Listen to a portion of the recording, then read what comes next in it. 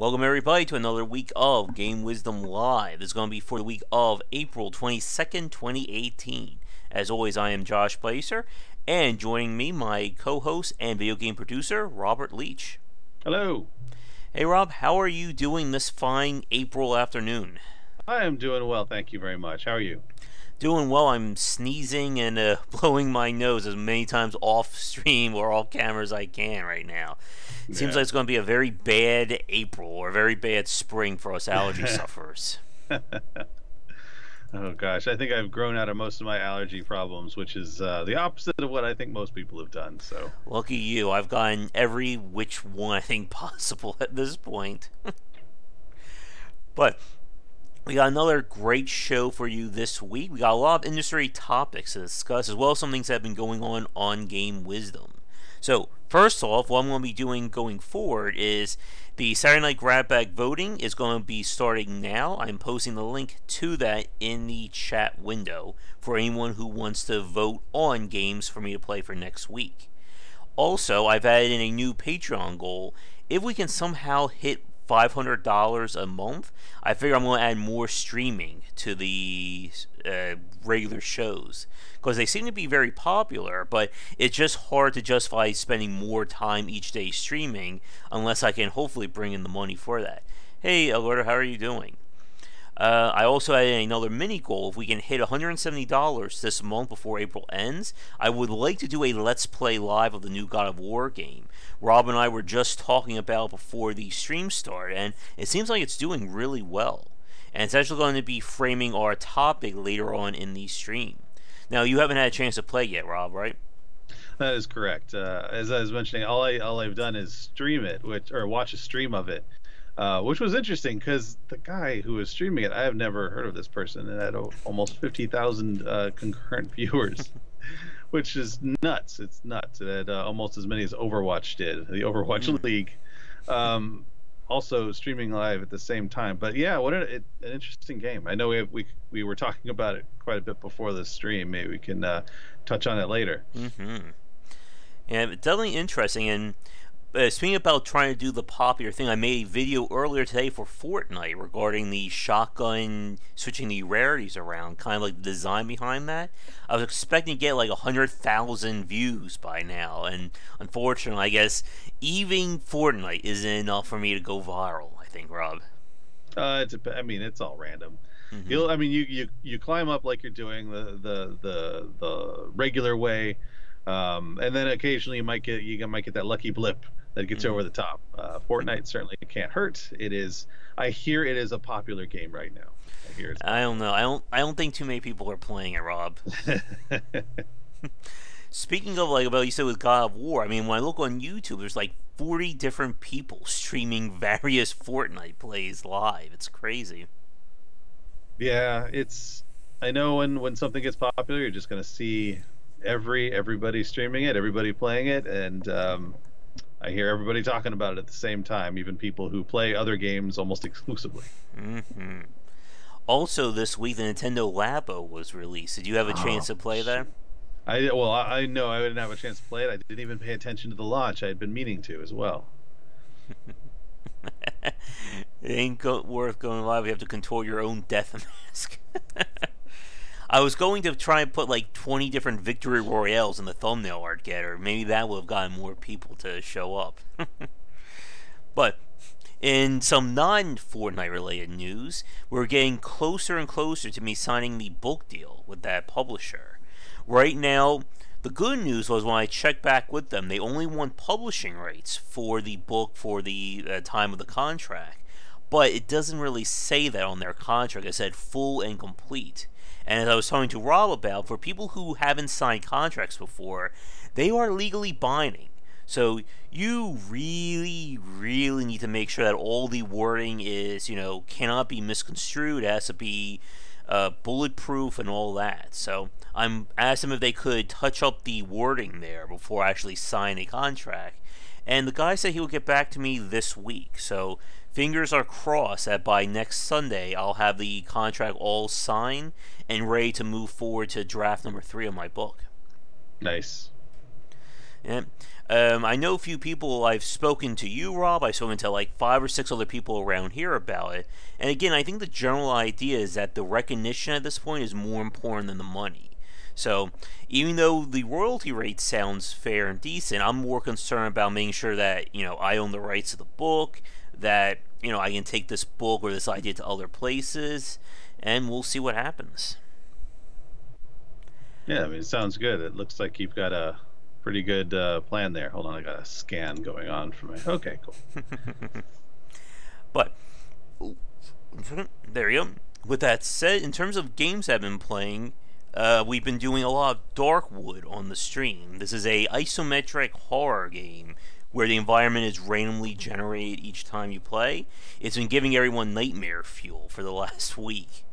And I'm finally getting close to finishing it up off recording because I died and I had to restart it. And definitely a lot of fun, but it also is limited, I think, in terms of how much you can do with that kind of model. And let me see. Oh, and also we're going to be starting a Let's Play either tonight or Monday night. I'm going to be going through Hollow Knight. Did you have a chance to play that one, Rob? No. Hollow Knight, is that a Steam game? Yeah. Ah. It's a 2D Metroidvania style game with some amazing art to it. And they've recently released they've been doing free DLC packs for the last year, and it's finally done. And I'm going to go back through it from start to finish and see just what they've added to the game. Cool. Let's see, anything else? Oh, I got a press key to the game Frostpunk, which I really want to play it, but the second I load it up, my computer starts exploding on me. So I'm hoping they'll be able to release a patch to either make it a little bit more optimized, or I'm going to try lowering the graphical details all the way down. Fingers crossed that the computer won't break on me with that.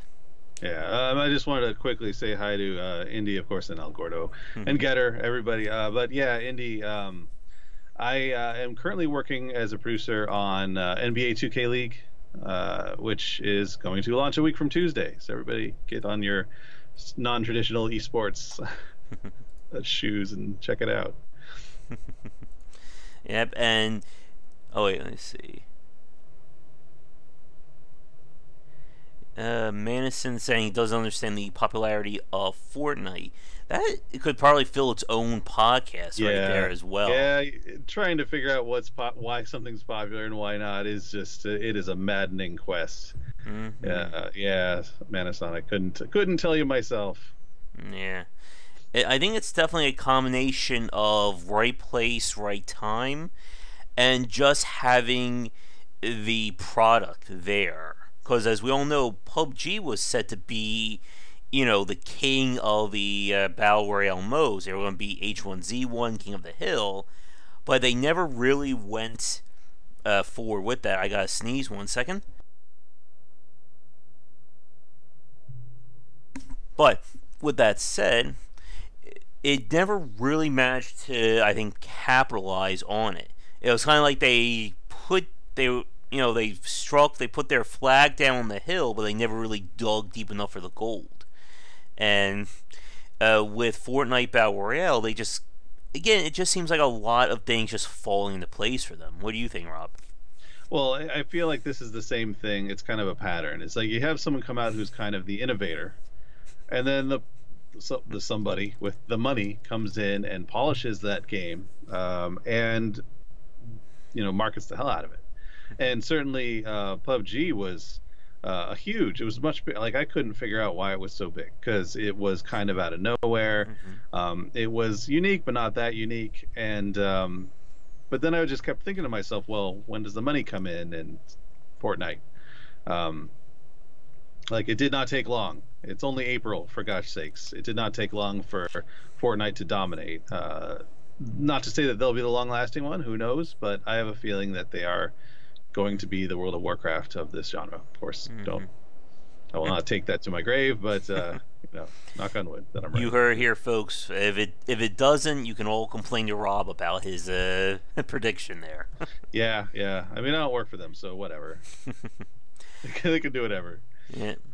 Yeah, I just every time I watch people play, I just don't have any interest in playing a game like that. It just seems like, just like the whole battle royale genre in general, that it's built around like those very high octane moments, but then there's just a lot of dead time everywhere else as you're trying to gather materials.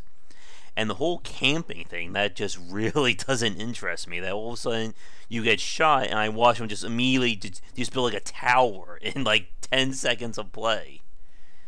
And I don't know, that kind of moment to moment gameplay just is not hooking me. What about you? Honestly, it's not been something I've been wanting. I mean, I have been wanting to play it. It's not been something I've been able to play it lately. I'm still, as Oscar had mentioned, I'm just recovering from crunch. We've still got our actual big launch in a week, so it's mostly focusing on the task at hand, and then I recover at home with my Sims, which is Mm-hmm. it works for me. It works for me. And you haven't gone back to Planet Coaster yet, right? Not yet. I'm always afraid to open it because of my poor computer. But no, I'm looking forward to getting back into Planet Coaster. But my brain is so fried, I can barely do anything creative either, which sucks. Don't say that, El Gordo.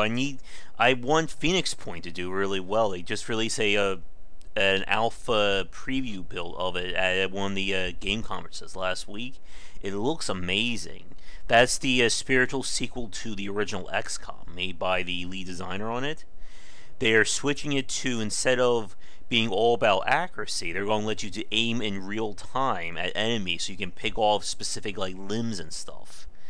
And all the enemies are going to supposedly be procedurally generated too. So I really hope this game does well. But as El Gordo says, I gotta be really careful what games I'm hyped for, because I'm always disappointed otherwise. Yeah, no, I hear there. Oh, Indy's asking you a bunch of questions there in chat, Rob. Yeah, well, with regards to crunch time, I feel like that's a whole other topic. I'll let Josh take lead on when we go over that, because that is a pretty large topic that has a lot of stuff behind it. Baselining it, I'm not the biggest fan of crunch time. Sometimes it happens, and you got to deal with it. I don't use tools. I am the tool. I am a producer, so I help the developers and the artists do their jobs, and they're the ones who use all the fancy schmancy tools. I use Excel. that is the tool, my tool of choice. Oh, don't worry, El Gordo. I'm sure when I play Phoenix Point, I'll have an RNG fail. No one will know how it happened, but I'll miss like a 99% shot, like I did in Enemy Unknown. I'll email the developer and he'll be like, I don't know what happened. What did you do to my game? Well, if you miss something that you call 99%, the developer would just say, "Hey, not 100." Shrug. And looks like he has one more question for you. I can't. I mean, that's not something I can really dive much into. I mean, the studio I work for, NBA 2K League, it's NBA 2K, so Visual Concepts. So there, it's big place. Everybody uses something relatively similar to other places, but nothing I can really delve into that would mean too much. Sorry to say, most of this stuff is built on original engines, so. It's about all I can really suggest. I mean, this is India. I apologize, but I have to go with Josh's show here. The line of questioning would be entirely a whole other show, I'm sure. I'm sure it would be. But I think with that, let's get back and talk about some of the topics that's been going on this past week. So I guess first off, BattleTech is coming out really soon. Have you been following that one at all? I have not. I enjoy the. I like the concept of BattleTech. I wish I could play more of that genre, but my poor Twitch skills are not what they used to be. So this one is done by Harebrained Schemes, and it's going to be following more the turn-based style. I think some of the older ones. So it's been getting a lot of buzz, and it looks like this is one that they kickstarted a while ago, and Harebrained seems to have gotten it down in terms of taking their game from prototype to Kickstarter and beyond. Yeah, I hope so too, Getter, because Necropolis, it had a okay idea, but it just did not work for me. I know it didn't work for a lot of other people as well. I actually got to play Necropolis of one of those things, and I did not get far into it, if I recall. Is that the like platformer type game? It was like a first person, no, it was like a third person roguelike. Yeah. Oh, right. Yeah, it was, but it was real time. It was not turn-based roguelike. Yeah, I did not get far. There was a few things that were very confusing up front. I think maybe the roll of the dice landed me on just a weirdly difficult first room, and then playing it again, I got a little further. But yeah, it was strange. The controls felt clunky to me. Yeah, Getter saying jank souls. I would agree with that one, and it just did not. It never felt comfortable in my hands, and you don't want that in a game that you're supposed to be replaying 20, 30 different times for multiple playthroughs. Speaking of multiple playthroughs, I know they announced a new, I guess, spiritual sequel to The Binding of Isaac. And Edmund McMillan put up a teaser video for The Legend of Bumbo, which was one of the characters in Binding of Isaac, or one of the items. He's now getting his own game. And it looks like it's going to be more of a turn-based RPG. It reminds you of kind of like that Puzzle and Dragons kind of game, where you're matching like the gems at the bottom, and then that powers your abilities. Interesting. So is it real-time puzzle-based, or is it turn-based RPG? It's looking more like turn-based RPG. But with that puzzle... Yeah, that puzzle, foundation to it. Interesting. Yeah. I mean, Edmund McMillan so far hasn't had like a horrible game yet, so I'm sure this one will still be pretty good, whatever anyone will think. Although Way to jinx them. Yeah, there we go. India asks a really good question. What do you think makes controls feel clunky or non-clunky? And I think a lot of it has to do with button placement and just the responsiveness of it.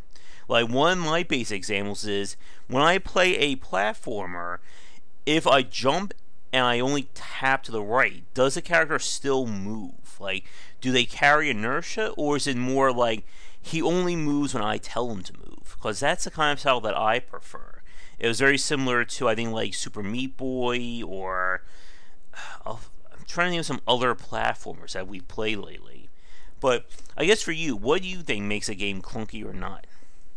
Well, the problem I had with that is the timing factor of it. Like, you would press the attack button, and then it would take a good amount of time for that animation to go ahead and complete. And certainly, I feel like there can be some very cool smoothness in that style, like putting together combos and that kind of thing. But when you're doing something that seems to be like you're getting attacked from multiple sides at once, and some of the enemies are very difficult or might have a pattern you need to follow, getting stuck in an animation is not ideal. I don't remember if there's a way to cancel out of some of those attack animations or not, but to me, when things are slow and I'm expecting my character to do one thing and they get stuck, and so I can't do anything until the animation is done, or I have to cancel it and then start doing stuff, it is tough. Yeah. And like, sometimes there are cases where I'm hitting the button and the guy doesn't seem to be performing what I want him to. Right. Like, I found Breath of the Wild's combat system to be like the worst part of that game, despite how great it was. Like, I never felt I was fully in control of Link in that one. But I finally finished Breath of the Wild last week at like 16% completion. But I saw the story all the way through to the end, so at least I can put that feather in my cap. Yeah. Being able to finish a game is a good feeling, especially because it's good enough to be worth finishing. I have certainly finished games that are not, but yeah, but with Zelda done, now I have nothing else to play on the Switch. I finished Mario v. Rabbids, I finished Mario Odyssey. I don't know what to play now. But obviously you have to get the cardboard stuff. Yeah. What do you think, folks? Should I get the Nintendo Labo? We could make like a whole video of me trying to put that together. They already said they're selling replacement parts, because I know people are going to break them. Hell, that'll probably be my first video. I'll just break it by simply opening up the box. I'll just ripple the cardboard. Video one, opening the box, doing an unboxing of the game. Video two, doing a reboxing, trying to refold everything. And then video three, getting on the phone and ordering replacement parts. That'll be an exciting break unboxing video. Yep, exactly. But I'm trying to think, what was our original topic there? Oh, we were talking about Controls. Battletech and controls. Yeah, good control design, though, it's all about that feel. And again, that's an hour, 2 hour long discussion easily. But let me see, what other news happened this past week? Here's one. The creator of Hearthstone has left Blizzard. He's been working there for... He's been working on Hearthstone for 10 years? Damn. Sheesh. I know I'm old, but that seems even more ridiculous. I didn't think it was that long ago.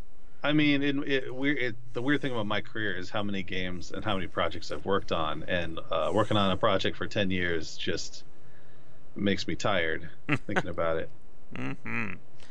But of course, Hearthstone originally started out simply as a pet project, as famously enough, and then they decided to go forward with it, and it has done very well for Blizzard indeed. But it does raise a very interesting question. I think this could probably be its own topic for a podcast. But how much does the lead designer overall impact the game's vision? Because we've seen this before with, and this will probably lead into our talk about God of War later, where the creative director or the man or woman behind it, after the first or second game, they leave the project or they leave the studio. And then it's kind of in the rest of the team's hand to continue making that game. And how much does that director or that creator's vision help, or is, the secret sauce of that game? I mean, it's it's case by case. Like in a big studio, the idea might come from one place. The designer there might be several designers. One is UI, one is story, one is all this like engines and that kind of thing. But once it gets in the hand of the developers, I mean, things tend to change very quickly. Having an overarching vision, someone's got to really, really hold on to that. If the designer, lead designer, or whomever is considered to be the product owner, if they are very detail oriented and they want to control everything, well then losing them is going to be painful to that particular project or series. But given a AAA title and how many people are involved in that, chances are there is going to be a relatively painless handoff. But like I said, if you have a lead, who is very controlling, very much in charge, and maybe doesn't document very well, then there's going to be a huge amount of pain points in that handoff. Yeah. And as you said, Rob, I think the scale really matters and depends on the studio and design itself. Because we've seen various interesting cases like that in the last decade. I remember when Tonobu Irigai left Team Ninja, and the difference in design from Ninja Gaiden 1 to 2 to then the third game. Then you have, as El Gordo mentioned in chat, Dark Souls, that the lead designer on Dark Souls wasn't there for number 2, and that's considered the weakest of these series, and he of course went on, during that time he was working on Bloodborne, and then Bloodborne took off really well. And even something like Sid Meier's Civilization is another big example. Even though it's called Sid Meier's Civilization, he's of course no longer the lead designer on that series. He's more taking an advisory role. The same goes for someone like Shigeru Miyamoto at Nintendo. And in these cases, they kind of let the new blood come in and put their own spin on it.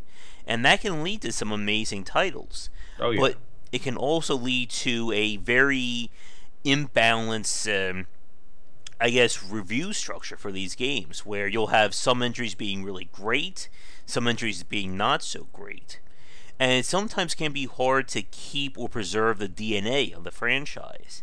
Because again, with Civilization, they've swapped things out, multiple times. Civ 4 was a lot different from Civ 5, which was a lot different from Civ 6. And Gator, of course, mentioned Plants vs. Zombies being another big case. Sometimes, if the studio goes in a completely different direction, it can basically crush the soul of what made that game work. Yeah, and I do want to bring up now the word that I'm about to use has a general bad connotation. I don't mean it as such in this case. Is the politics of something. When someone leaves, there's a gap, and then and politics by this I just mean decision making process um, of who becomes in charge. There's going to be people throughout that whole first project. Let's just say it's the second one or the sequel that have thoughts and ideas and things they wanted to do, and if one of them gets put in charge, then you're going to get a different spin and you're going to get a different feel.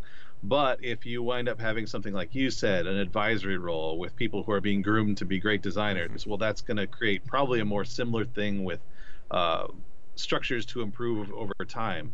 But yeah, when you have one designer leaving and it leaves a gap that's filled by people who might not have an interest in following the footsteps of the designer or keeping the embracing what the game is and rather doing what they wanted or following in designs that everyone wanted initially but didn't get in.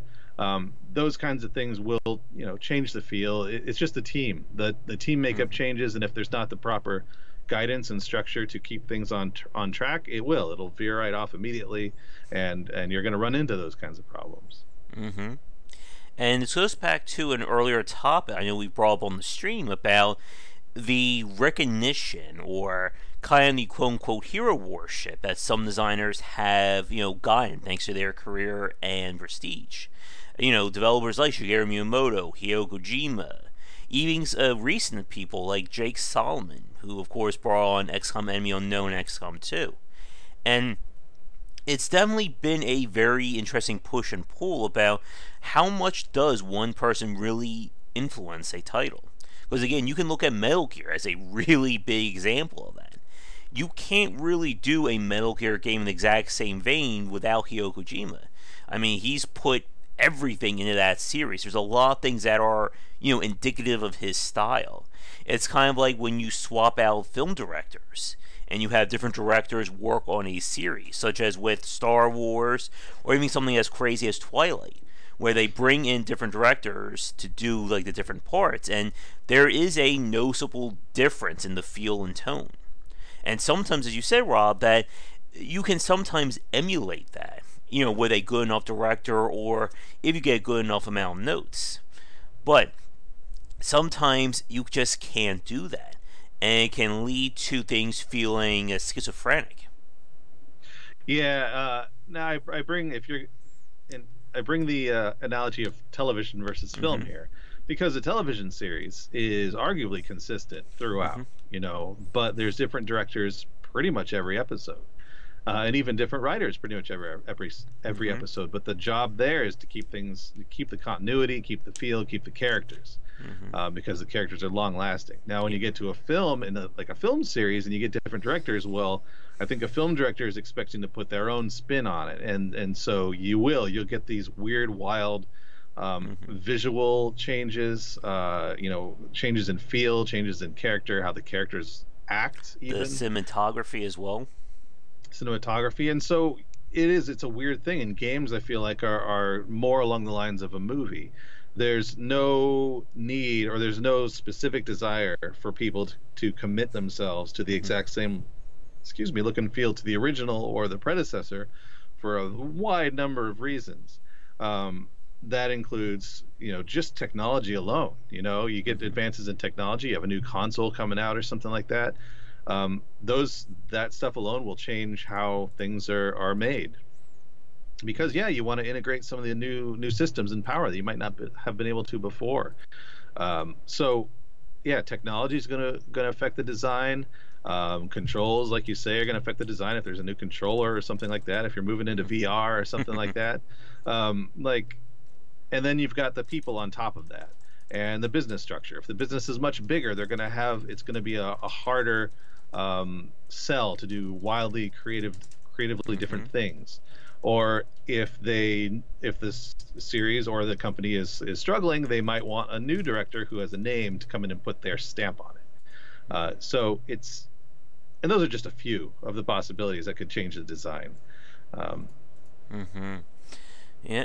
And I guess an example of a show that I watch would be something like Doctor Who, where you have the showrunner who's kind of the person whose job, as you just said, Rob, is to keep things consistent, keep that continuity. But they'll Hmm. bring in different directors, different writers, and that will change how an episode feels, or even change how that respective series, or that, or I think that's the UK's version of seasons, work for that show. But as you said, at the end of the day, you can't, take Doctor Who and give him, a shotgun and throw like a death metal soundtrack in.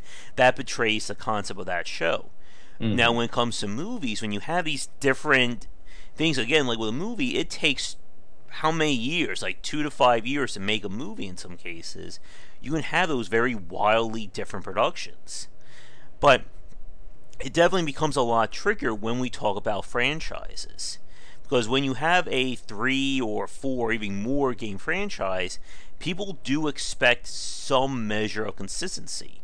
And we've talked about this one before with you have to understand what drives people to your game. What is your core gameplay loop?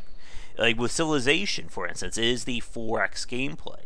You can't bring in a designer who wants to be edgy and unique and say, I'm going to turn Civilization into a match 3 puzzle game.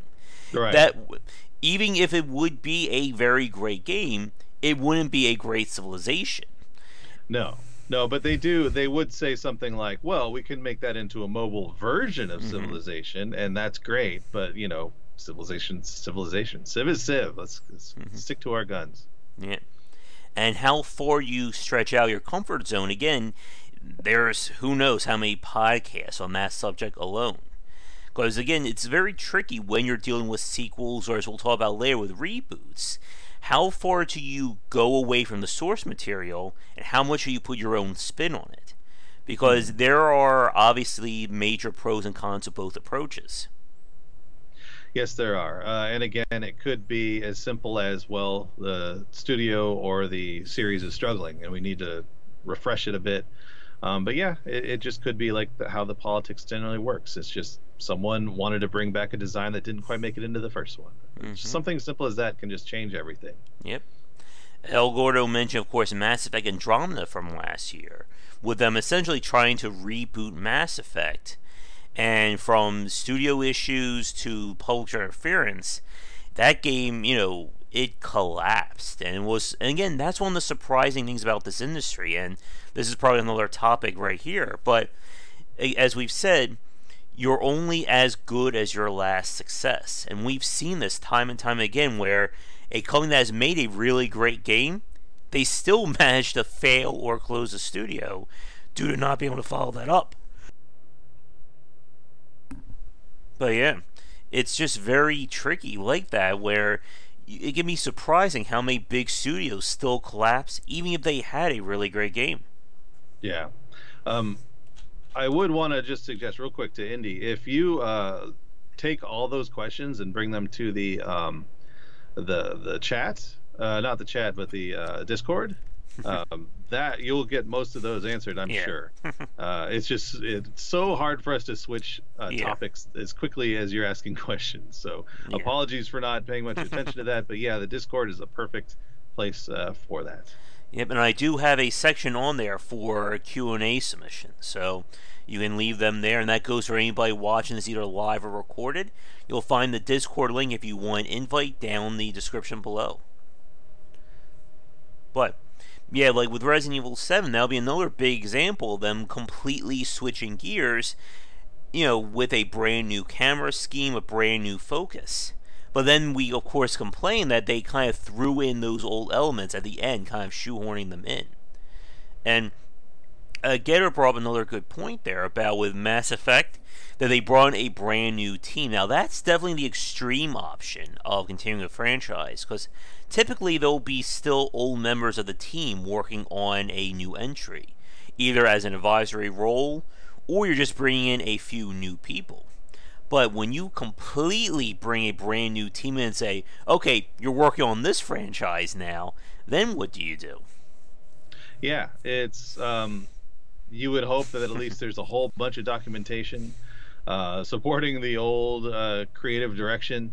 That to me is the most important thing, and most big companies will have that. Just a ton of reference for the IP. That is the most important thing to have, and then a larger team can come in and still remain true to the franchise. It is all about how true to the characters they want to stay. I feel like when it comes down to it, the characters and the design, like the mechanics, the feel, are the most important things. Everything else, that kind of can be up for grabs, but like, it's a tough thing, to try and bring a whole new team in and keep the game going. That sounds ridiculous. Yeah. And it's just one of those things where it becomes a slow-moving car crash from the outside of us kind of seeing all these issues compounding on each other and can lead to these games failing. Now, as an interesting tangent, this is another one of those big differences between the AAA and the independent scene. Because as you said, Rob, when it comes to a AAA studio, losing one person is not going to completely sink a project. But if you're dealing with like a 3 or 4 man studio and your lead designer leaves or can't work on the game anymore, you're kind of, up, what's creek at that point. Yeah, and I'm just realizing as well that, like, let's say you have your designer leave. Well, you're losing the documentation abilities of that person and the style of that. So that alone can, like, if there's a lot of detail in your documentation, it's easy for developers to follow. If not, well, then you're going to have a lot of holes to fill, and the developers might have to do that themselves on a case-by-case basis. And it's just one of those things that it's another one of those very interesting aspects that can ruin a game that most people don't really think about. Because as we said before, the general consumer doesn't really see, the names on the credits, or even the studio in some cases. They just see the franchise name. The only big exception to that will, of course, be, I think, Call of Duty, where people know, it's either Treyarch or Sledgehammer, or is there a third studio who does Call of Duty? I don't know offhand. Yeah, again, for you folks watching, Rob and I are, as you can tell, we're hardcore Call of Duty players, right up there with our Fortnite plays. But, like, in most cases, like, you don't really think about things from the individual aspect. And it's both good and bad. It's good because it means, people are associating the brand. But then it becomes very hard, again, to get that recognition going. And we've said this before about video game unions. I think that's another one of those big stumbling blocks, because the consumer doesn't see all the artists and programmers and designers on a title. They just see Assassin's Creed, or World of Warcraft, or Call of Duty. Yeah, I mean, Fallout as well, another good example, because it's just, yeah, you do. And you might even see that other studio, but it doesn't matter. Like, you're looking for the look, feel, characters, story of the series, and that's the important part. That's why you buy the series. You don't buy, Fallout Bethesda version. Yeah, it's a very different way of marketing something. Yeah. And in most cases, if the game fails, it's the brand that gets hurt, not the individual studio.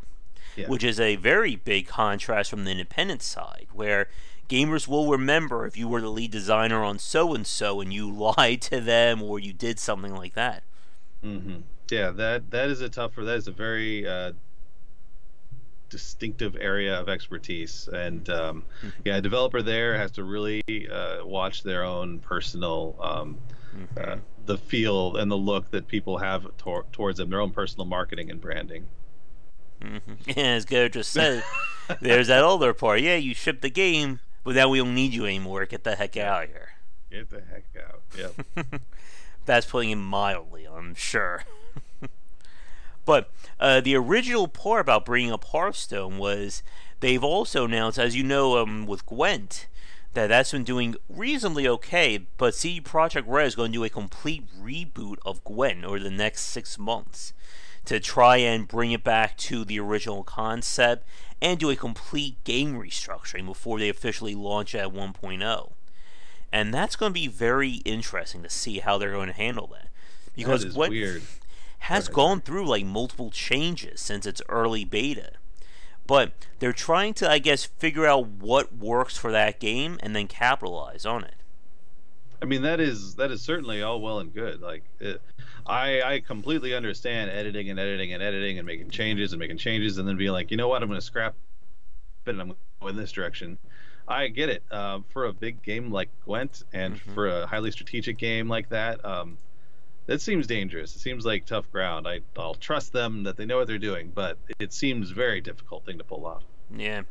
The big thing that, like, for myself, I know a lot of fans argued about was with a winter patch. This was about, I think it would be about 6 months, maybe a little bit more than that. And that was when they redesigned a lot of the cards to add more randomness. There's this idea of the Discover mechanic where you play a card and it will randomly spawn a card or give you another card. And this became a major part of that redesign.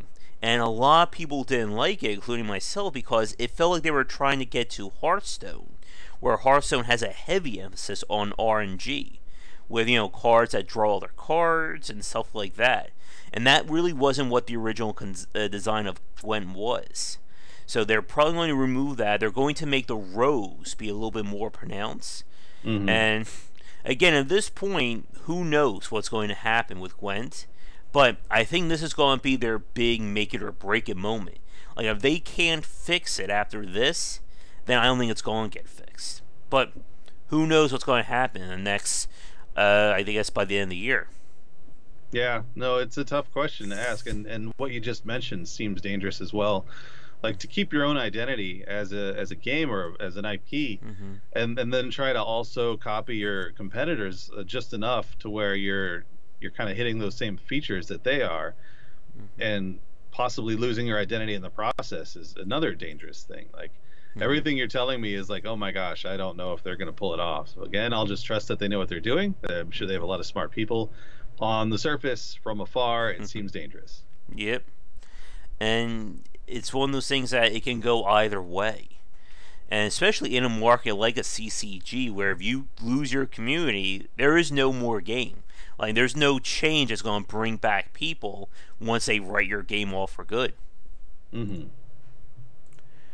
me see here. Let me see. There's anything else about Gwent? I think that's about it. Like, I've been wanting to get back into it for some time, but, with them announcing a complete redesign of their entire game mechanics, it doesn't make sense for me to jump back in and try to relearn it now. But, with that said, let me check our time. We're about 43 minutes in. I figure we'll move on to our big topic, but I figure as a little break, this will be kind of our new thing about me looking at those crazy games like we did last week. So, here are some crazy games that are apparently going to be coming out in the next few days. Hold on. Are out now. I gotta catch up with you. Where are we at? Steam. I'm on Keymailer, but I'm sure you'll be able to see them on Steam as well. Let's see, there's a game called Angel Shooter. Let's see. America's Retribution. That sounds very nice. Atomic Heist, Dear Leader. I have to ask really quick. In Angel Shooter, are you an angel that shoots, or are you shooting angels? Or neither? Let's see. You will control... What? You will control the angels to pursue the witch's footprint who destroyed the world, all the way to defeat all kinds of enemies and finally the witch. I don't know who the witch is. Is there a previous game that explains all this amazing lore? It does. It sounds very confusing. There's witches and there are angels, but there is no world to speak of. It is gone. Oh, God. There's a game called Doors Quest. Okay. Oh, good. There's a game called Boobs on Island. I'm sure that will do really well. Let's see. 4 different games about cubes. I don't know. Are cubes going to be the next Battle Royale, maybe? Probably. Gummy Goo Cleanup. Snow White Solitaire. Let's see. Achievement Hunter Cat. Okay. Oh, here's one. Boxing Apocalypse. I guess you are boxing the devil? I don't know. But it requires VR to play, so we'll get around to that at some point. Yeah. Let's see, we'll go 2 more pages. Dodge Show? Okay. Champ Against Chumps. I think we're giving these games more press than they probably would have gotten otherwise. Okay, here's the last one. I'm sure you're going to want to play this one, Rob. The game is literally called Putin, Boobs, and Trump. Wow, that sounds like a keywords. Yes. It's just a keyword search. Mm-hmm. Oh my god. And I was talking about this on Twitter. It's getting harder and harder to find the real games these days, and I think that list kind of proves it. Yeah, and as I had mentioned, I feel like Steam has been that way for a long time. I know the internet as a whole. You go to itch.io. I'm assuming itch.io is still out there, Yeah. but that is a swampland of projects. Mm-hmm. And then in the complete opposite end of a recognizable name, there's a game called Mike Was Cursed. I don't know who Mike was, but apparently he's cursed, and I guess we gotta do something about that. Yeah. Yeah, maybe we're Mike and we get to do something about it. Autocomplete is a hot new game dev tool, exactly. Alright, but that's enough looking at this before I get any more depressed. I do like that segment. That's a good segment. But let's get back into things, and here's the main topic that I want to talk about, and this is what we were talking about before we started the stream, and that is the concept of rebooting a game. And kind of again leads back to what we were just talking about with keeping the DNA. But one of the more interesting aspects we've been seeing over this last decade has been a focus on rebooting older franchises and trying to bring them up to, I guess, quote-unquote modern game design. We've seen this with, of course, Thief, that didn't do so well, Tomb Raider, that's been in and out, and of course, as we've said, with XCOM, and most famously right now, God of War. And God of War is a very interesting case. And this is again what we talked about, but with the creator's impact on a title. Because as we know, with God of War, David Jaffe was the original creator of it. And he has since moved on to being an independent developer, but I haven't heard too much out of him, sadly. And Corey Balrog, who I believe was he was either the executive producer or the associate designer or something like that. He was up there with the original God of War. He took over as creative director. And this is what you were saying, Rob, that in this case, while it is a reboot, much of the original team or foundation is working on it. But we've seen people argue that it doesn't really feel like God of War.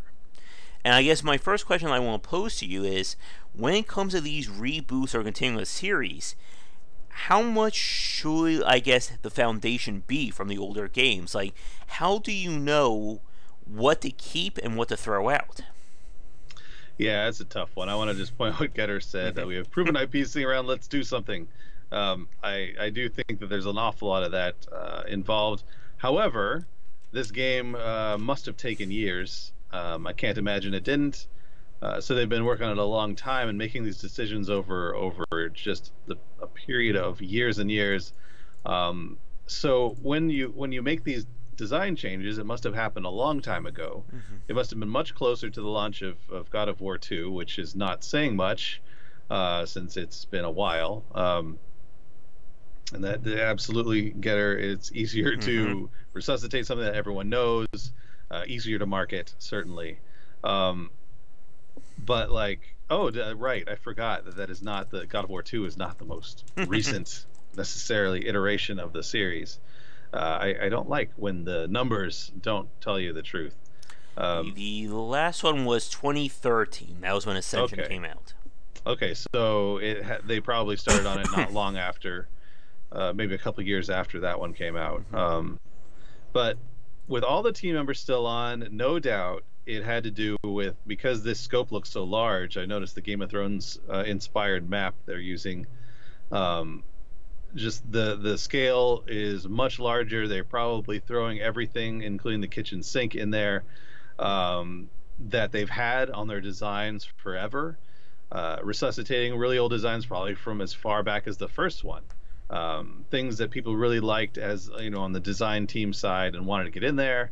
I don't know how many community suggestions are taken. That seems to be very case by case basis. Mm-hmm. Some people do not like community inspired suggestions, and some people do. But uh, with the kind of scope and scale and the amount of story they seem to want to add, very. I don't know how open world the game is. It looked very open world based on what I was watching, at least relatively speaking, to the first one, which was very much a path that you have to go on. There were puzzle elements, certainly, but it's hard for me to say. It's such a huge game. There's going to be problems in terms of stretching that particular premise because they have to fill it with more stuff, and it might change the design. It might change what their goal is. Is it story, or is it ultimately, like the original was, very much in gameplay and violence? And I wanted to throw in there, like I had mentioned before, and the uber violent game that suddenly integrates an 8-year-old kid into the mix. The short round of almost mature level of violence, or certainly adult-only content almost. And Ogura brought up a point there about The Last of Us and that kind of two-person control system. And like as we said earlier, there's definitely been a change in quote-unquote modern game design to try and add in more of these story cues, I think in some aspect at the expense of the gameplay. Because we've been seeing this with a lot of games essentially, picking and choosing various aspects and then integrating them in. For instance, as I said with Horizon Zero Dawn, it very much felt like a open world style game from Ubisoft rather than having its own identity. Like Breath of the Wild would probably be the counter example. It felt completely original due to Nintendo just basically doing their own unique thing with that. But with the rise of games, and even with God of War, a lot of people have been comparing it to Dark Souls, with the third person behind the camera, as opposed to that isometric or that 3/4 view of previous games. And it's definitely interesting about how much game design has changed and what that means for continuing these series or rebooting them in the future. Yeah, I just remembered a part of the game I was watching. It seemed like this controls aspect we were talking about comes in as well. And this is an aside. I don't mean to interrupt, but like there was an animation the guy got stuck in, like a brutality kind of level of kill. Meanwhile, he had 3 other enemies right around him, and almost dead. So it seems like that's an unfortunate use of controls. But could you repeat your question really quick? I got so distracted in my own brain. So Yeah, with the idea that we're seeing so many games like copying from other developers or other studios that it's kind of changed what, quote unquote modern game design means this decade as opposed to the previous. yeah, it is. It is another one of those things like design by looking at the landscape, and that is a very important thing to do. Is just to see what's out there. However, it seems like what we're discussing here is doing so at the which might lead to actually diluting what your game experience generally is. So if you're like a hardcore driving simulator, and then you see things like other games come out that are a little more fast and loose with their play, and then you start to integrate that, you take Need for Speed and turn it into oh god, why can't I come up with the name of one of those games? Burnout, sure, and start turning it into that a little bit. Well, just playing a little bit more loose with the physics, that will anger people.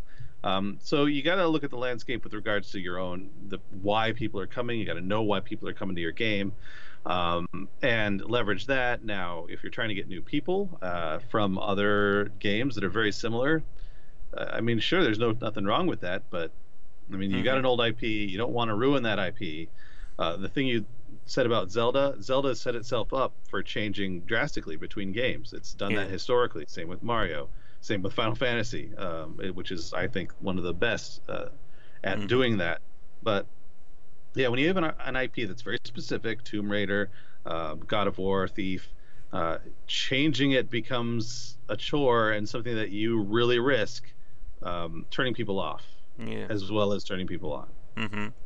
Like with Tomb Raider, I think that's a really great example of kind of what has become modern game design with a lot more emphasis on the storytelling. But again, storytelling, that's another 2 hour discussion. But Yeah. to make it quick, the problem that we're seeing is that it kind of feels like designers are trying to put square pegs into round holes with these stories. Again, Tomb Raider, the more I think of that game, the least I like it, just due to all the forced story elements and design choices that just don't really add to a compelling game. Now, Yeah. go I'm ahead. sorry. Go ahead. No, I was going to switch to another one. Go ahead.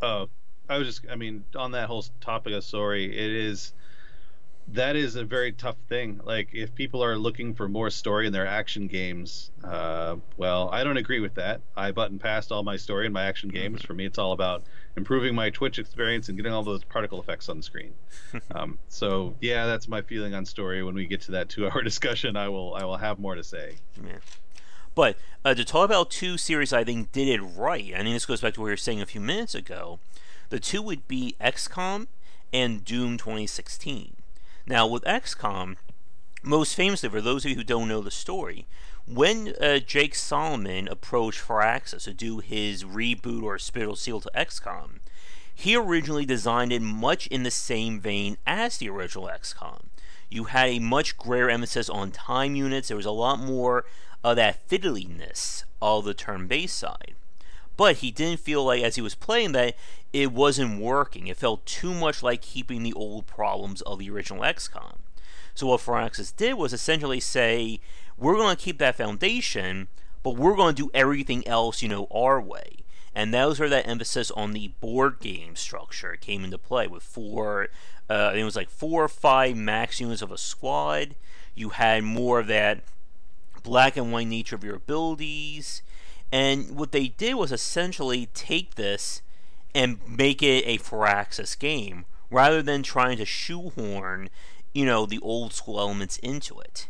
And then they further capitalized on that with XCOM 2, which that was just them basically saying, we made this game original, now let's make that even better. And I think it really gave them a strong identity towards that design. No one's going to say that XCOM from Firaxis is XCOM UFO Defense, but it's strong enough that I think it stands on its own as its own unique property. And then the other example, and then I'll throw over to you, Rob, with Doom 2016. Doom 2016 was basically id Software saying, we don't want to copy modern shooters anymore, let's go do something else. And what they did was essentially figure out what that core gameplay that worked from the original Doom, bring it up to modern day standards, but still having a few elements with like the progression system and achievements, but it never felt like they were chasing somebody else. It felt like they were going back to what made the original work and just greatly growing that out and, throwing out the weaker elements. Yeah, Doom definitely very much about environment and being overwhelmed by difficult enemies. Not too hard. It's hard to not too hard to update that concept, because adding great graphics to that can't really hurt. But then you run into that potential problem of adding too much story, which it sounds like they did not. Yeah. I know when I played it, it was mostly tutorial that got me, kind of stuck me. But at the same time, you need it in a modern game, especially when you add more controls and more options. But yeah, when you have a game that doesn't require much in the way of pleasing the player, just go with it. Like, yes, monsters, hellscapes, the BFG, go. And Getter's bringing up food analogies again, so I'm going to be hungry in the next 15 minutes. But yeah, they could have done, there's so many ways they could have, I guess, quote-unquote, ruined Doom. They could have thrown in, a hot female love interest for the Doom guy. They could have given him an 8-year-old son like Kratos. They could have tried to make it more cinematic. But that's not, as we said earlier and what we said last week, that's not the appeal of Doom. And I think the lesson for today is that no matter what happens, you always have to stick to the reason why people are playing your game in the first place. If I'm playing your game for hardcore puzzle solving and, great action, then I don't need a story about, Lara Croft having PTSD. That's not what's interesting me in that case. Now, if you build that into the gameplay, that's another story. But when you start throwing in these superfluous elements to it, you're diluting what works. And the same again goes for what works with Civilization. With the whole series, people play that to take over the world. The whole quote-unquote one more turn aspect. Everything else is simply, the gravy or the icing on the cake. So that's why they can have different designs when, John Schaefer, Soren Johnson, I forget who did Civ 5 and 6, sadly, and I'm sure they're not watching this, so they won't feel too badly about it. But again, you can have those different takes. The same as you said for Zelda. They've had different teams work on Zelda. I know the team that did, Wind Waker was different than the team who did Breath of the Wild. And you can have people put their own spins on that, as long as you keep the core elements. Yeah, and I appreciate people bringing in, modern issues and stuff into games, and that can be very cool, but like you say, it has to be integrated. When you have existing IP, you can't just blow it up just because you want to put something in there. You can work it in, just like you say. It's all a matter of good. For me, it's a matter of good storytelling at that point. If you want to work in some modern problems and modern issues, then work it in, but don't just like cram it in there and say, well, now you got to deal with it. You got to be creative. You got to be cognizant of your IP. Yeah, and but as Getter said, the stronger the identity, the less malleable it's going to take to manage. Again, when we talk about this before, and again, brand recognition is another hour-long topic, but there's a reason why people still recognize Mickey Mouse, Bugs Bunny, The Simpsons, trying to think of some Looney Tunes, the entirety of Looney Tunes as an example. They built these brands that they are immediately identifiable, and that's why these companies protect them, with religious fervor. It's why you're not going to see Nintendo replace Mario with a female version of Mario or anything like that. They're going to do something along those lines. They're just going to create a new IP. Or they'll do something like Super Peach or even like Luigi's Mansion. Because you cannot betray the core values of your brand. Because then you're just throwing that all out the window. Linkle? Was that people complaining that they wanted a female version of Link or something like that? Now with Link, that's another interesting case because Link doesn't have the whole. Like, Link is identifiable, but it's not really about the personality. Link has always been more of a silent protagonist. I mean, Mario, while he says, a few words, he definitely has more of a personality in that case. But again, I think it goes back to what are the core elements that define your brand, or in essence, define your game design. Yeah, I feel like the brand is the important part in that particular case. Because like you say, Mario is very much Mario. You're not going to see a giant change. And Mario is just rife with spin-offs. Yoshi's Island, just like you say, Luigi's Mansion, Mario Kart, everything. Like, it's just anything Donkey Kong related is also a spin-off on Mario, or vice versa. Like, it's such a weird amalgam of characters, and yes, take those and spin it off. The way Final Fantasy did it was very strange, but I get it. Final Fantasy 7-2, 7-3, 10-2, X3, X2, exactly. Yeah, it is. They found like their audience like 7. They like Cloud. They're gonna bring them back. They're gonna keep that storyline going. But their core entity of Final Fantasy is that it's different every time. It maintains some aspects from game to game, but yeah, you can split it off and keep exploring those other IP as you want. But you know when you go from one to the next, it's going to be different, and you got to expect that. Yeah. And chocobos, don't forget them. Lots of chocobos. I love the chocobos. Yes. And getting back to Mario, for instance, like sometimes I think another thing you have to understand is that once you establish a brand, that's kind of like the goose that lays the golden eggs, because you never know really when you're building a game what's going to work like that. Going back to God of War, there's a video going around of Corey Balrog literally crying, reading all the reviews and positive results over God of War. Because again, when you're working on a game for 4 to 5 years, you don't know what it's going to do on the market. And taking us back to Nintendo, there is a lot of surprise over the output or the reception of ARMS and Splatoon, or actually more specifically ARMS, because people have been saying they want more story, they want more of these characters. And again, you don't know when you're building your game who's going to take off like that. And it's going to be interesting to see what they do, because at this point you know there's going to be an ARMS 2 in the works. There's no doubt, considering the reception it's gotten from Nintendo and from the fans, that they're going to make a sequel. But what are they going to do with that sequel to keep that brand going? Yeah, that is I mean, that's always a good question. It's not something I'm smart enough to answer, unfortunately. Yeah. Yep, and having that ensemble cast certainly helps as well. Again, anything that can be associated to a brand can then be spun off or do its own thing.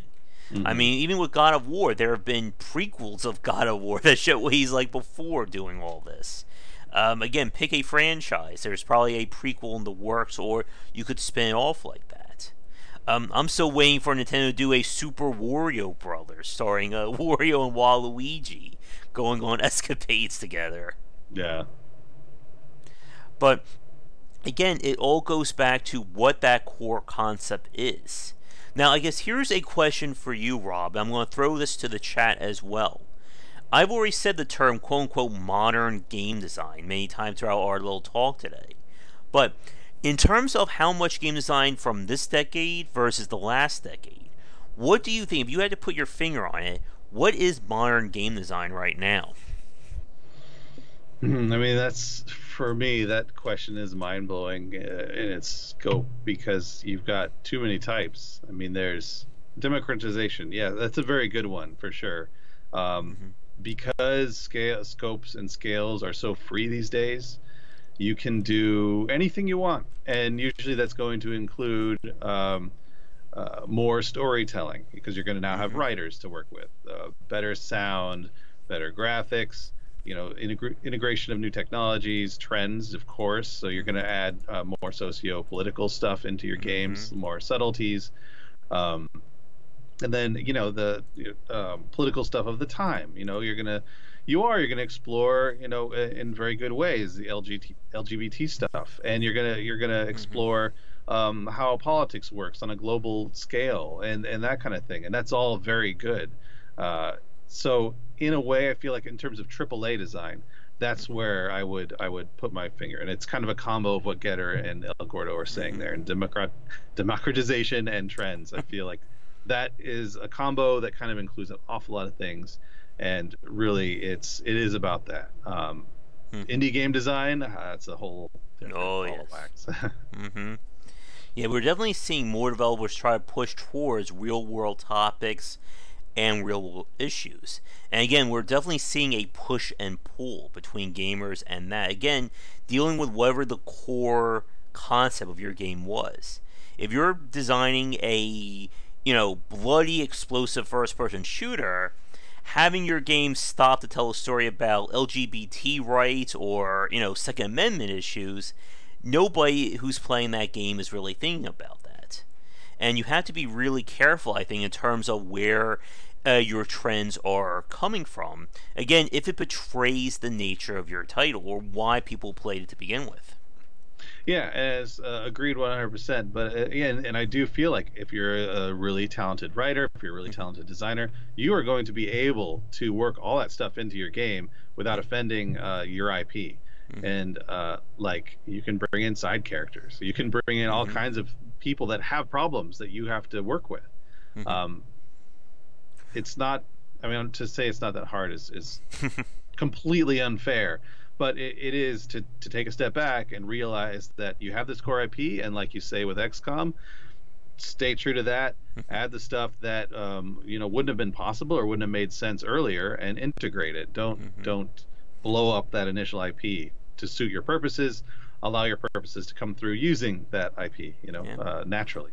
And again, as we've said, gamers can tell when something's been shoehorned in, when it feels like they were just added due to either political correctness or a publisher saying, we want you to do more of this. There is the infamous Mass Effect, going back to Andromeda, that people were complaining about one character literally announcing that she's trans, and that was like her whole big character moment there. Like, she just like said it out of the blue. It's like, okay, well, that's great, but how does that help me in my sci-fi story of saving the universe? Yeah, and there's nothing wrong with having a character with a detailed and deep background. But yeah, to just throw it in there, say, hey, I'm this way, and done. It's like, I don't know how it was integrated. Based on what you said, it just sounds like it was thrown in there. Which, hey, it could work. You have to be subtle about the delivery. You have to figure out how that delivery is going to impact the player, and how to handle it. Maybe that was their purpose, just to say, hey, there it is, deal with it, and move on, because that's what it's all about. And I feel like that is a very appropriate design choice if that's what they wanted.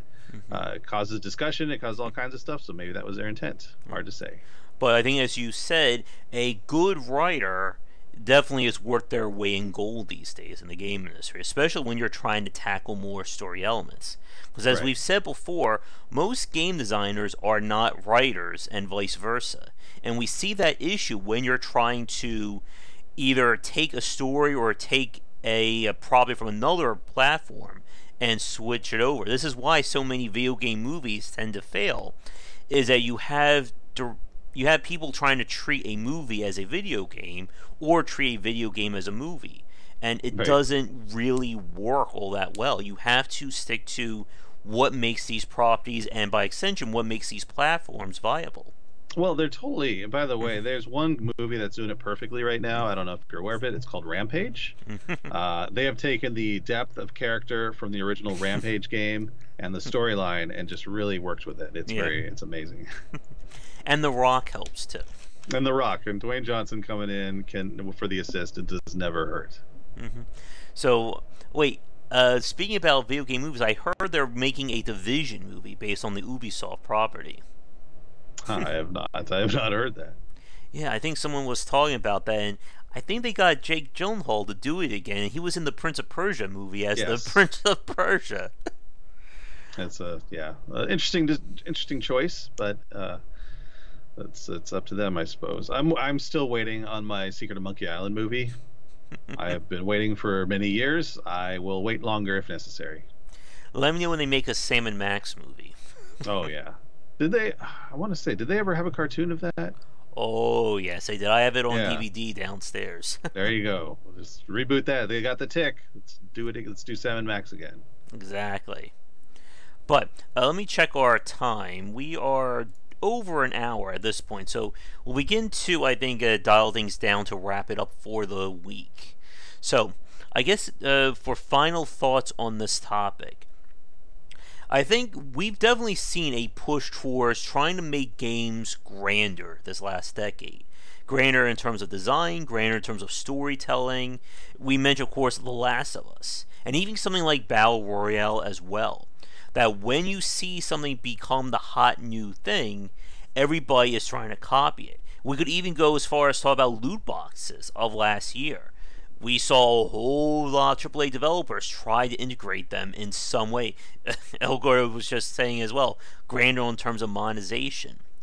And again, you can definitely spot the good examples from the bad. And I think the lesson here is, you have to always have your eye on why people are playing your game to begin with. If your game's about, hardcore combat, throwing out for simple button mashing is not going to work. Just as if your game is about a strong story, throwing in super challenging roguelike elements is going to distract from that. And we've said this before, I'm going to say it again. There is no such thing as the ultimate appeal game. There's no game that's going to appeal to everybody. And if you design your game like that, it's going to fail. It always has, and it always will be. The games that work are the ones that appeal, but still, or appeal to a specific group, but are still wide enough to have a greater market. It's why the Demon Souls, and by extension Dark Souls, work so well. That, yes, it is a challenging, hardcore, roguelike-esque game, but it still has a strong action RPG layer that attracted those audiences. It could even be why Battle Royale or Fortnite is working. Yes, it is a Battle Royale game, but it throws its own unique spin with its art style and the crafting to pull in those other segments. But I'm sure Epic wasn't thinking about them when they were designing it. They were thinking, how do we make a Battle Royale game? And one last example, and I'll throw it over to you. Mario v. Rabbids is another great case of that. That was Ubisoft saying, I want to make an XCOM style game starring Mario and those crazy rabbits. And it worked. They made a tactical strategy game for all ages that still appeals to XCOM fans. And that in of itself is a worthy achievement. But what do you think about this, Rob? The grander scale of games is very fascinating. I think it's only going to get grander and grander until you're Ready Player Oneing it in the game itself. Which, I need to stop referring to that ever again. That movie. I haven't. Is the movie any good? I have no idea. Yeah, the games are just going to get bigger and bigger and bigger. I've always been of the opinion that the player themselves should be the conduit of story, and I'm hoping to see that as games get bigger and bigger and technology gets better, the way to interact with the game gets bigger. But yeah, the expanse of some of these games, the cost of making them, the length of time it takes to play them, getting that audience to be, just like you said, niche but a little bit wide to capture more people is necessary. They're getting better and better at it, but I worry, based on a couple of the things we discussed before, at the about things getting a little bit murkier from title to title, that the distinguishing features are going to become less and less blunt. So I'm hoping that we swing back in the other direction, where everyone's trying to distinguish themselves based on their original IP. I would like to see that, but yeah, I like the way things are going. It is certainly an area of the games industry I have to get back in. AAA games have not been my forte of late, but it's worth it. It's worth it. They're doing some amazing things. Yeah. And I'm still very curious to see what's going on with Battlefront 2, considering all the changes they've done. I couldn't find any information to talk about this week, but maybe we'll save that for next week's chat. We can find some more news on it. Yeah. And again, it's getting harder and harder to take these big risks, as Getter said. Because if your game fails, that can be a studio closer. I mean, I'm still interested to see what is ultimately going to happen with No Man's Sky. We've seen it get a lot of updates, but a lot of damage was done at launch with that one title. But I think with that said, we're going to wrap things up for this week. Before I go, got some announcements for you for some live discussions coming up. Monday at 2:30, I'll be talking to Alexis Kennedy. He is the lead designer on the game Cultist Simulator. We're going to be chatting about the game and what it's like to kind of create that, again, virtual tabletop game. And I'm sure there'll be a lot of Lovecraftian references. And then, because I'm nuts, Tuesday at... And I better get the time right, because I already messed this up before. 1 second. Where was it? Okay, at 1 p.m. on Tuesday, I'll be talking to John Schaefer, speaking about Civilization. We'll be talking to him live to discuss what's been going on with At the Gates, and probably have a good 10-hour design discussion. So bring drinks and snacks to that one, folks. You're going to need it.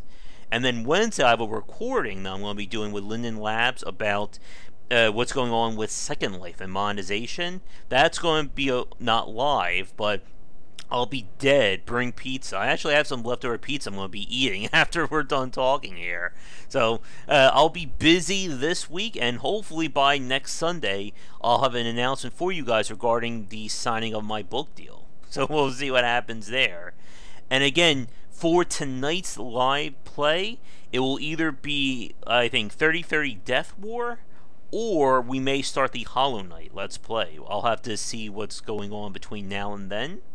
And yeah, I think that's it for me. I guess, Rob, have you had a chance to play more Grim Dawn yet? No, I haven't. I'm looking forward to getting back into it. But no, I haven't gotten a chance to play more. Yeah. At some point when our schedules are a lot freer, we need to go back and play with the Yes. expansion. Yes, we do. All right. Well, I think that is it for me. So before I go through my end of, I guess, presentation speech, if people want to follow you, Rob, if you wouldn't mind telling them about your Twitch and all that. Sure, it's harder and harder to follow me these days, but my Twitch is twitch.tv/IndieVoyageRob. My Twitter account is also that, but again, I have been very heads down lately, so it's I'll pop in and out of the Discord, and I try to keep up reading it. So yeah, those are the best places to get in touch with me. One thing I will plug: the product I'm working on a week from Tuesday. Day one of the NBA 2K League. I know it's a little weird. It's a strange mix of esports and real sports. So give it a shot. If you like esports, give it a shot. Let me know what you think. And make sure to add in lots and lots of those Josh boxes as well. Well, it's already done. Great. But I can't talk about it. I can't talk about it. All right. But at least it sounds like you see the light at the end of the tunnel. So hopefully things will be far less busy for you in the coming weeks. Yes, indeed. Good on that. And again, if you guys want to vote for the grab bag, I'm posting the link again for you folks who came in late. And again, if you'd like to hang out with us on our Discord channel, basic access is now open to everybody. So check out that link down below. Come in and listen to us talk about game design for on a daily basis. And check out patreon.com/GOBuddy if you'd like to support things further and help us hit those goals for the God of War Let's Play, the classic Rayman play, and even more streaming. And of course, anyone who donates at least $5 or more and gets VIP status gets access to our design talks up early and ad-free, including this one. But that is it for me. I need to go eat some pizza. I'm sure, Rob, you have to go eat or have some kind of drink as well. So I'll wrap things up here. So again, thank you so much for watching this either live or recorded. We'll be back next Sunday around 3 Eastern for another design talk. And be sure to tune into this week's live chats Monday and Tuesday. I'll have a separate video up as well. But again, Rob, thank you so much for being my co-host, and hopefully you'll be able to earn some have a well-deserved break after next week. Hope so. We'll see. But with that said, have a great rest of the Sunday afternoon. I will see you guys later tonight for something. And with that, take care.